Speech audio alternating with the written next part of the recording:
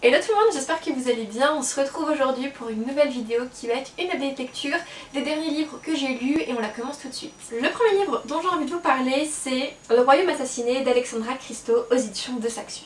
Est-ce qu'on peut juste s'arrêter une minute sur le fait que j'ai lu un livre à peu près dans les temps, c'est-à-dire qu'il est sorti fin novembre et début décembre où je le lisais. S'il vous plaît, ça mérite franchement des applaudissements. Parce que c'est très rare que quand j'achète un livre, je le lise dans la foulée.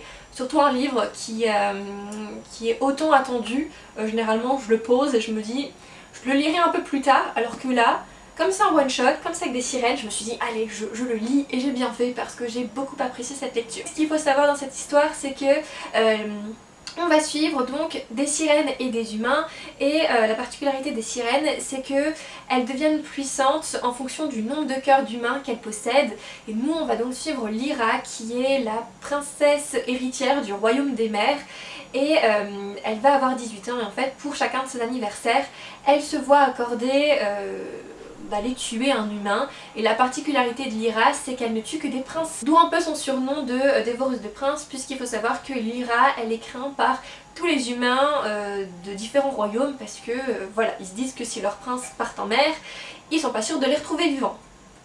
Logique. Et donc là, comme son 18e anniversaire approche, elle va donc se mettre en tête de trouver sa future proie et elle va donc jeter son dévolu sur le prince Aelian qui est donc le prince héritier du royaume de Midas qui est aussi connu pour être un pirate assez renommé qui s'est donné pour mission donc de débarrasser le monde des sirènes. Et d'un autre côté donc on va aussi suivre les aventures de ce fameux prince qui du coup n'a qu'une seule idée en tête, c'est tuer la dévoreuse de princes, surtout depuis qu'elle s'en est pris à un de ses amis qui était un prince héritier d'un différent royaume.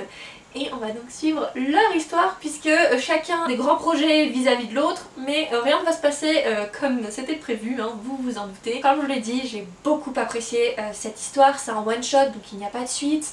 J'ai trouvé l'univers hyper intéressant, toute la mythologie autour des différents royaumes mais aussi vis-à-vis des sirènes était assez originale et bien amenée de la part de l'auteur. Les personnages sont pas du tout stéréotypés, au contraire ce que j'ai bien aimé c'est que voilà, ils ont des a priori les uns sur les autres et au final, au fur et à mesure de l'histoire, ils vont être amenés à un peu devoir prendre du recul sur entre guillemets leur situation et puis voir un peu les choses à travers les yeux de l'autre et j'ai trouvé que c'était hyper intéressant et ça faisait beaucoup avancer et beaucoup mûrir les personnages, notamment celui de Lyra puisque c'est son personnage qui est amené tout au long du roman à évoluer le plus. La petite romance c'est une histoire enemies to lover donc j'adore ça, voilà, j'étais satisfaite de ce point de vue là. Il y a pas mal de rebondissements et d'actions donc c'était assez plaisant à lire. La plume de l'auteur rend le tout hyper fluide et honnêtement une fois que vous êtes pris dedans vous y êtes jusqu'au bout. C'est assez difficile de s'arrêter de lire parce qu'on a toujours envie d'en apprendre plus, de savoir comment ça va se passer, comment ça va se terminer. C'est une réécriture un peu plus sombre de La Petite Sirène qui pour le coup a très bien fonctionné chez moi et je ne peux que vous conseiller ce roman. En plus de ça l'objet livre est juste magnifique quand on voit à l'intérieur, voilà, il y a des sirènes, les tentacules en fait sont un peu en relief. Enfin, franchement il n'y a rien à dire sur l'objet livre, pour le prix il est juste magnifique et voilà, si vous tentez et que vous n'avez pas encore justement craqué, n'hésitez pas parce que c'était une super bonne histoire. Ensuite je vous parle d'une petite romance de Noël, à savoir que même si j'adore la romance en règle générale, les romances de Noël c'est pas forcément ma tasse de thé. Faut dire que peut-être que je les avais mal choisies, celles que j'avais pu lire par le passé. Et cette année, je sais pas pourquoi, j'ai eu une envie d'en lire. Je me suis dit, ah j'ai bien envie de lire des petites romances de Noël. Faut dire aussi que certaines maisons d'édition ont bien accentué leurs petites romances. Je sais pas, ça avait l'air assez choupinou et du coup bah, j'ai craqué, tout simplement.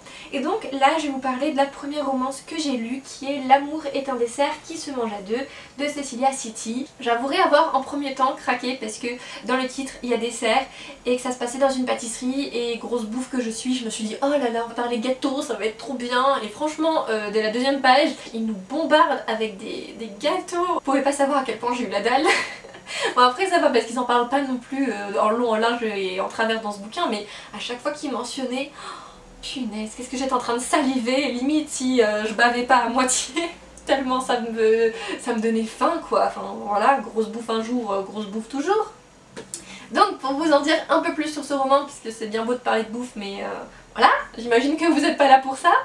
Alors, L'amour est un dessert qui se mange à deux, c'est l'histoire de Lilou et Loris qui sont meilleures amies depuis un sacré bout de temps. Et en fait, Lilou elle a toujours été secrètement amoureuse de Loris, sauf que comme ce dernier est marié et père de famille, ben voilà, elle a toujours en fait eu le rôle de la bonne copine, jusqu'au jour où Loris va un peu plus se confier à elle en lui disant que son mariage est un échec total et qu'il a en fait décidé de divorcer, ce qui va, comme vous vous en doutez, plus ou moins laisser le champ libre à notre héroïne qui va tenter de faire quelque chose. En tout cas, c'est à peu près ça le speech de base. Dans l'ensemble, c'est vraiment une petite romance de Noël que j'ai bien aimée. Tout de suite en fait on est mis dans l'ambiance, on a envie de chanter Jingle Bell, Jingle Bell, Jingle Bell Rings. Et c'est assez idyllique parce que c'est Paris sous la neige, ça se passe dans une pâtisserie, donc il y a des gâteaux, on en revient toujours au même. Mais franchement on est direct en fait plongé dans l'ambiance et c'est ça que j'ai beaucoup aimé dans ce roman, c'est que direct t'as l'impression d'être avec les personnages à Noël. C'est sûr après qu'en termes de rebondissement et d'action, quand il y a des personnages qui débarquent comme ça de nulle part, on sait qu'il y a une couille dans le pâté quoi, vous voyez un peu le truc. Putain, les expressions que j'utilise, c'est tellement glamour. Enfin, vous voyez qu'en termes du coup d'action et de rebondissement, c'est du déjà vu et on sait forcément comment tout ça va se régler. J'avouerai quand même au début que la relation entre Lilou et Loris m'a un peu perturbée parce qu'ils sont, d'accord, ils sont meilleurs amis, ils sont liés par quelque chose qui a directement, qui a eu un impact assez important sur Lilou. D'ailleurs j'aurais bien voulu que l'auteur le creuse un peu plus parce que c'est légèrement abordé mais pas trop. Bon, après vous me direz c'est une romance de Noël mais je pense que ça aurait apporté un plus. Mais c'est vrai que du coup au début leur relation, tu te dis ils sont amis mais clairement t'as l'impression qu'ils vont se sauter dessus d'un moment à l'autre. Donc c'était un peu bizarre, ouais, et des fois j'avais l'impression que c'était un peu surjoué, ou c'était vous savez un peu too much. Et ça m'a bien fait rire du coup. C'est assez quand même rigolo comme petite romance, puis il y a des personnages qui n'ont pas la langue dans leur poche, donc ça amène des situations assez cocasses, et puis il y a des pics entre les personnages, donc honnêtement dans l'ensemble ça reste une bonne romance de Noël. Mais voilà, après c'est sûr que c'est pas le bouquin qui va vous tenir en haleine, mais j'ai passé un bon moment en lisant ce bouquin. C'était assez fluide, c'était sympathique, les chapitres étaient très courts, donc c'est vrai que ça se lisait très rapidement, et dans l'ensemble j'ai passé un excellent moment. Donc voilà, je suis pas déçue, c'était une lecture assez sympathique à lire. Et pour finir, je vous parle de ma dernière lecture que je viens tout juste de terminer, c'est pour vous dire.